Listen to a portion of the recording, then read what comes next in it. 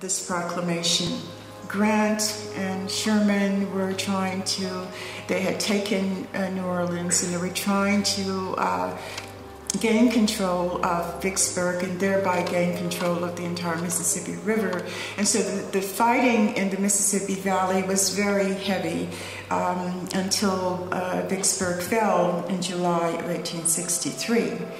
That heavy fighting meant that slaveholders were fleeing. Slaveholders were trying to do what slaveholders had done in South Carolina in 1861, remove as many slaves as possible, take them to Texas, send them into the interior places where the Union Army was not. And slaves were also using this, this battlefield to move themselves away from their owners and away from the plantations. As a result, tens of thousands, somewhere in the neighborhood of 100,000 enslaved people in the Mississippi Valley were on the move in 1863. They were on the move, and what they sought was refuge, asylum, within Union lines. What they found was often something quite different.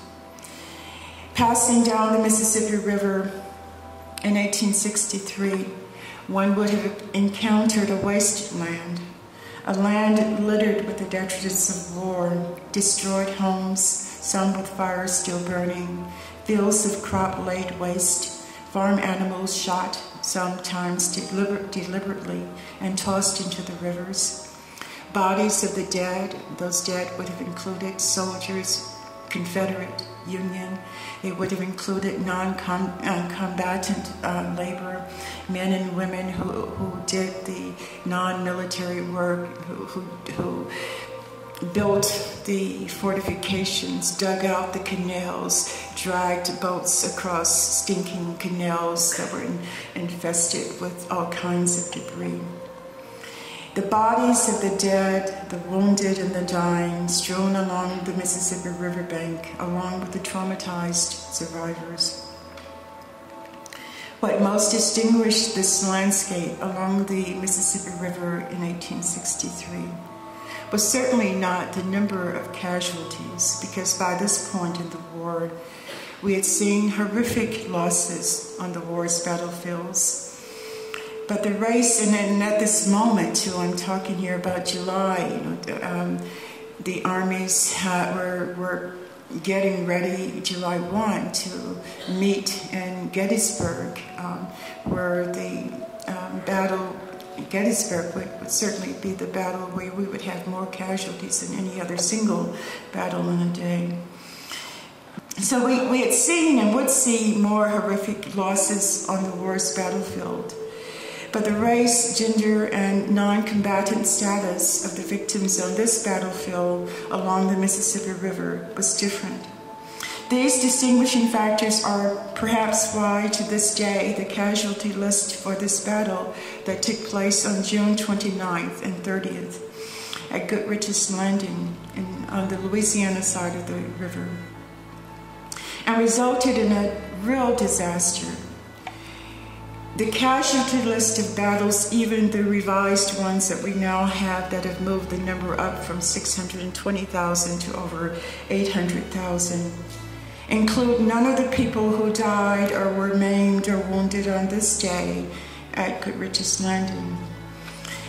If you look at the histories of the Civil War and you index it, go to an index for Goodrich's Landing, you'll find that 150 U.S. soldiers died. You'll find that 6 Confederate soldiers lost their lives. You'll find that 115 black soldiers and 5 white officers were taken prisoner.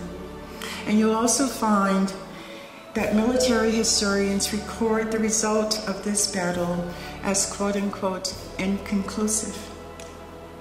This kind of military reckoning is not surprising on some level, but for the hundreds of victims at Goodrich's Landing who were neither soldiers nor white nor citizens, the result could hardly be described as inconclusive.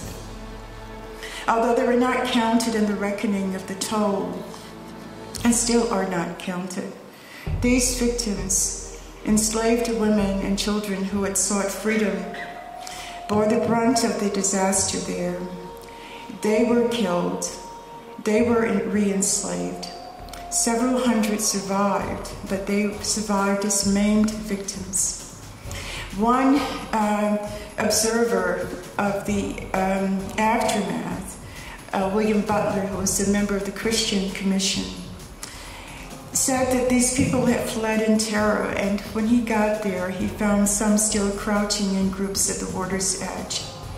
In evident fear, he said, lest their pursuers find them. He described mothers clinging to their children and their children to them. He described how some of them had been able to secure a boat where it was a small boat that would only handle 2 to 3 people at a time. And so you have hundreds of people trying to use this boat, and they rowed 2 to 3 at a time to get away from this war zone, to move themselves to a sandbar on the Mississippi side of the river. And there they began putting up makeshift shelters that they constructed out of the brush. They saw Union gunboats pass them by, and they beckoned. And he said he was on one of those boats, and he said they beckoned despairingly to be taken on board. He said, but we did not stop. We passed on. What became of these Negroes, he said, I know not, end quote. What did become of them? He was to see, find the answer to the question he asked with his own eyes as he moved up the Mississippi River to the just liberated city of Vicksburg, where a month after its liberation, enslaved and freed women continued to die in disproportionate numbers. Many, like the woman found dying behind a fence, died alone without the company of family or community of any kind, fearing an outbreak of disease. And this is really a sensible kind of fear because of the conditions generally that the Army had to deal with. The Army ordered the removal of Black people from the city of Vicksburg, the well, the sick, and the dead. The Army dispatched 20 wagons for the job, with one designated for hauling the dead. In one house, they found 6 dead women with little children sitting and lying around them, apparently unconscious of their situation. The job of searching out and removing the dead took 15 to 20 days. After the dead had been buried on the banks of the river, some 3,000 survivors were removed to the low grounds opposite Vicksburg, and there they were left in the weeds without shelter or food. Unsurprisingly, 420 died soon thereafter. On average, they died 15 to 20 a day, sometimes just crawling off into the woods and dying. Where their bodies could be found, one observer said, quote, by the stench